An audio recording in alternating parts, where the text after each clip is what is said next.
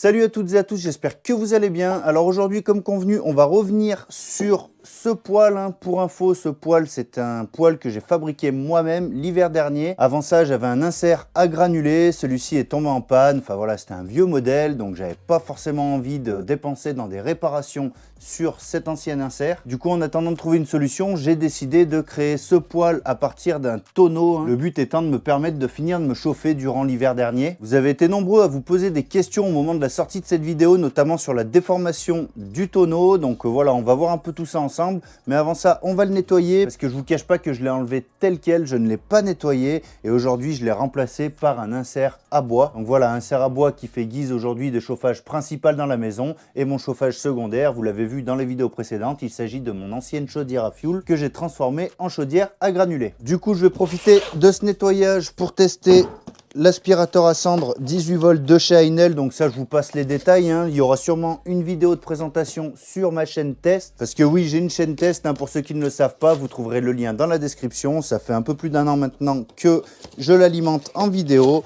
Et vous pouvez y gagner des outils d'ailleurs, si ça peut vous motiver à aller y faire un tour, ça me ferait plaisir de vous retrouver là-bas. Bref, pour le nettoyage, je vais passer vite fait, je vais tester ça moi de mon côté, ça me fera un premier avis. Mais on va pas approfondir la chose sur ce matériel dans cette vidéo, on n'est pas là pour ça. Allez, on nettoie.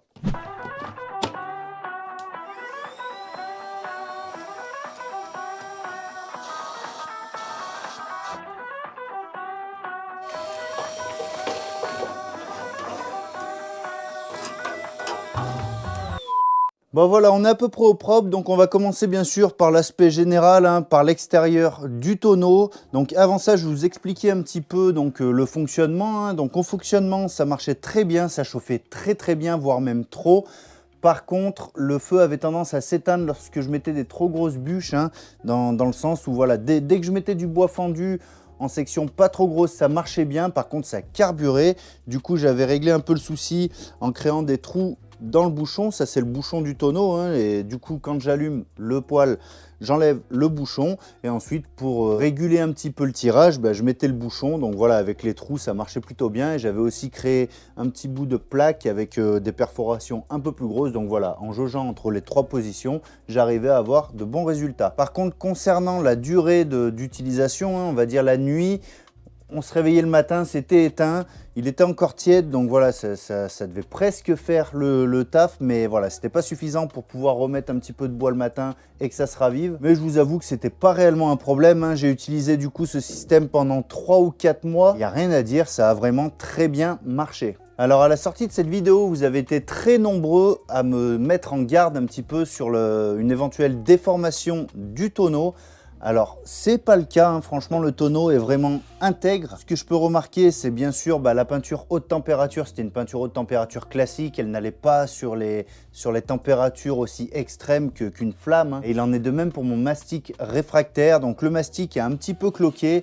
Ça aussi, c'est dû, je pense, au fait que je n'ai pas assez attendu avant ma première flambée. J'aurais dû attendre 3 jours et moi, c'est vrai que j'étais en plein hiver. Donc en fait, j'ai mis mon mastic et peut-être 12 heures après, j'ai fait mon premier allumage. En surface, c'était sec, mais je pense qu'à l'intérieur, ça ne devait pas encore l'être. Du coup, voilà, ça a cloqué. Ensuite, on peut apercevoir par-ci par-là quelques points de rouille. Ça aussi, encore une fois, c'est dû à la peinture qui n'a pas tenu aux endroits où la flamme était vraiment en contact avec la surface. On le voit notamment autour du pare-flamme intérieur. Donc le pare-flamme, je vous le montrerai tout à l'heure quand on sera à l'intérieur. Mais voilà, ça correspond à peu près à la périphérie du pare-flamme. Et là encore, si ça a rouillé, c'est simplement en surface. C'est parce que j'ai stocké le poêle à l'extérieur sur ma terrasse lorsque je l'ai enlevé. Mais on est vraiment là du coup sur de la rouille de surface. Ça n'a rien à voir avec l'utilisation lorsqu'il était à l'intérieur, bien qu'il n'y avait plus la peinture, il n'y avait pas de rouille à cet endroit-là. On se retrouve de l'autre côté, donc ici aussi, vous pouvez voir que ça n'a pas bougé, ça n'a pas gondolé, ça s'est pas déformé. Mais je voulais parler un petit peu de l'évacuation des fumées.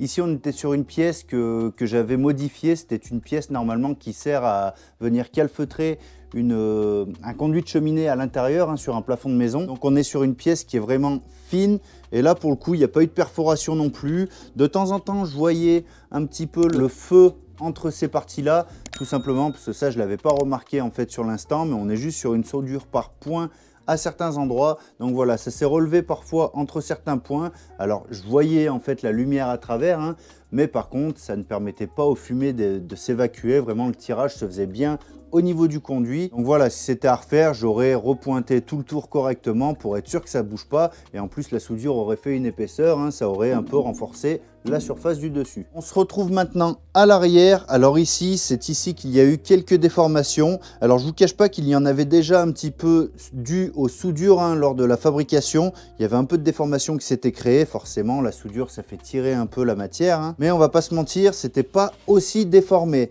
Donc là, bien sûr, forcément, je pense que c'est parce que les flammes, en fonction de l'emplacement de mon conduit des fumées, les flammes étaient attirées à l'arrière, donc je pense que ça venait chauffer plus au fond que vraiment au milieu, même si on va le voir par l'intérieur, le milieu ça devait carburer quand même pas mal aussi. Donc voilà, petite déformation ici, ça n'a pas perforé. Au niveau des points de soudure, on peut voir que ça a très bien tenu, hein, donc voilà, là il n'y a pas de souci de ce côté-là. Par contre, si c'était à refaire, bien sûr, je pense que je mettrais une plaque en surépaisseur, hein, une bonne plaque, peut-être une tôle de 5 mm.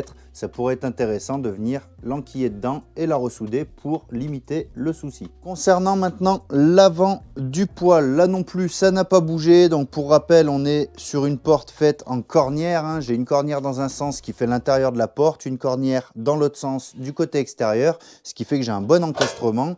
J'ai pu mettre une tresse réfractaire à l'intérieur pour assurer une relativement bonne étanchéité. Toutefois, à l'allumage, j'avais quelques évacuations de petites fumées, hein. Bon, rien de dramatique, mais c'est vrai que voilà, ça devrait pas être existant. Et je me suis rendu compte qu'avec mon nouvel insert, ça fait la même chose. Donc ça venait pas vraiment de mon poêle, ça venait de mon conduit de cheminée. Pour vous expliquer un petit peu, ma maison, le toit, ça fait deux toits en fait. J'ai un toit plus haut que l'autre et mon conduit est sur le toit le plus bas.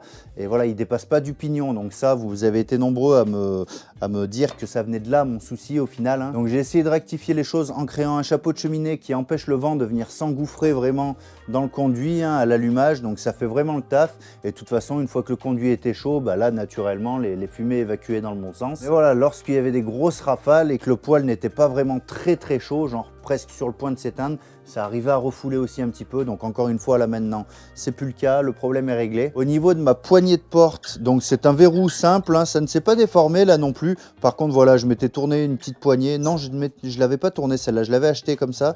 Donc ça a pas tenu, forcément ça je m'en doutais un petit peu. Elle bouge un petit peu, elle a pris un petit coup de chaud. Donc là le mieux ça aurait été simplement de mettre une tige un peu plus longue avec un écrou et un petit ressort bombé, hein, ce qui aurait permis de pas se brûler. Mais voilà, j'ai fait avec les idées que j'avais sur l'instant. À refaire, je ne referai pas comme ça c'est certain. Les charnières de porte, pareil, on est sur quelque chose de très classique, hein, que j'ai soudé directement en place. Ça n'a pas bougé non plus, ça n'a pas voilé, vraiment c'est très costaud, il n'y a pas de souci de ce côté là, je suis très content. Au niveau du bouchon, donc là on est vraiment sur le bouchon d'origine du tonneau, hein, donc ça n'a pas bougé, le filetage est encore bon, hein, il n'y a vraiment pas de souci de ce côté là. Après je vous cache pas que quand le poêle était vraiment en chauffe, pour le changer il fallait mettre des gants, hein. Ça c'est un peu logique. Mais voilà, sinon en soi, il n'y a rien de bien foufou à ce niveau-là. Et on va passer à l'intérieur. C'est ici qu'on a eu les plus grosses déformations de structure, hein. Donc ça, comme je vous l'expliquais, vous avez été nombreux à me dire que le tonneau risquait de se déformer, hein. Vous m'avez donné l'exemple de tonneaux que vous utilisiez pour brûler des végétaux ou encore des cartons en extérieur, hein, généralement. Donc de une, dans cette configuration, les braises sont vraiment en contact avec la structure même du tonneau. En plus de ça, c'est à l'extérieur, c'est sujet aux intempéries. Donc voilà, ça aide pas à garder le tonneau en bon état. Et c'est ce qu'on remarque ici, hein, avec mon système, c'est que la structure intérieure, toute l'armature, elle a bougé, donc elle a vraiment voilé. Au niveau de la grille, c'est pareil, ça s'est totalement déformé. Donc la grille, on est simplement sur des tiges acier, hein, que j'ai soudées entre elles. Donc voilà, c'est un peu logique, c'est pas fait pour supporter des hautes températures comme ça. Par contre, la base en elle-même, la plaque, hein, n'a pas vraiment bougé. C'est vraiment la structure extérieure, le contour. Donc là, si c'était à refaire, je pense que j'utiliserais un système de grosses cornières que je viendrais souder directement, de façon à pouvoir y intégrer non pas une grille faite maison, mais simplement, vous savez, des fois il existe des grilles qui vont soit sur des planchas ou sur des grilles, hein. Ce sont des plaques en fonte qui sont ajourées. Donc je pense que ça pourrait être intéressant de se diriger vers des types de récupération comme ça pour les intégrer dans le poêle, ce serait vraiment plus adapté et je pense que là, on aurait vraiment plus de problème à ce niveau-là. Parce que là, même la traverse au milieu, elle a vraiment éclaté, hein, vraiment, elle n'a pas supporté le choc, ça s'est vraiment déformé. Et ici, voilà, hein, comme je vous le disais, là, on le voit de plus près, ça s'est vraiment déformé. Donc, j'aurais pu éventuellement mettre des renforts, hein, pour anticiper ça, mais bon, je ne l'ai pas fait, hein. Donc voilà, je pense que le fait d'utiliser une plaque qui est prévue pour un grill, hein, qui est en fonte, ce serait bien plus adapté. Et en plus, ça me permettrait de me passer de la traverse centrale que j'avais mise en renfort pour cette grille, hein, dans le sens où la plaque en fonte, elle ne se serait pas déformée, tout simplement. Alors concernant le nettoyage, je procédais simplement lorsque le poêle était allumé par le bouchon. Je pouvais y passer un tison pour récupérer pas mal de cendres, hein, et après, une fois par semaine, je venais carrément feu éteint, enlever ma grille et j'aspirais tout par l'intérieur. Je pouvais nettoyer comme ça marchait très très bien, c'était pas contraignant. Finalement, c'est un peu le système de nettoyage qu'on va faire régulièrement lorsqu'on a un poêle classique, hein. De temps en temps, on vient éliminer un peu de cendre et une fois par semaine ou peut-être un peu plus, on vient laisser le poêle s'éteindre pour le nettoyer totalement. Donc voilà, là, c'était vraiment le même cas de figure. Bref, vous l'aurez compris, mon poêle, j'en suis très très content. Alors de base, j'avais prévu ensuite, hein, de le mettre dans l'atelier. Mais finalement, j'ai mon conduit de la chaudière qui passe dans l'atelier et quand la chaudière tourne, le conduit suffit à tempérer un petit peu l'atelier. Donc, je ne vais pas m'encombrer avec ce poêle dans l'atelier. Par contre, vous vous doutez bien que ce n'est pas la dernière fois que vous verrez ce poêle sur la chaîne, hein. Je compte bien le transformer, l'améliorer. Dites-moi d'ailleurs en commentaire, vous, ce que vous verriez avec cette structure, avec cette base, hein. Qu'est-ce qu'on pourrait en faire? Moi, j'ai déjà quelques petites idées. Alors, je dis pas que ça va arriver tout de suite, hein. Ça arrivera quand j'aurai un peu du temps devant moi, que je pourrai vraiment dédier du temps à un projet vraiment annexe. Enfin bon, voilà pour cette vidéo. Elle était assez courte, je pense, mais bon, l'essentiel est dit, hein. Puis c'est vous qui m'avez demandé de faire un retour sur le poêle après plusieurs mois d'utilisation, donc c'est chose faite. Pour ma part, je vais m'arrêter là pour cette vidéo. Je vous donne rendez-vous pour une nouvelle mardi prochain à 18 h. D'ici là, je vous souhaite à toutes et à tous une bonne semaine et un bon week-end. Et n'oubliez pas que le meilleur résultat est celui qui vous convient. Ciao!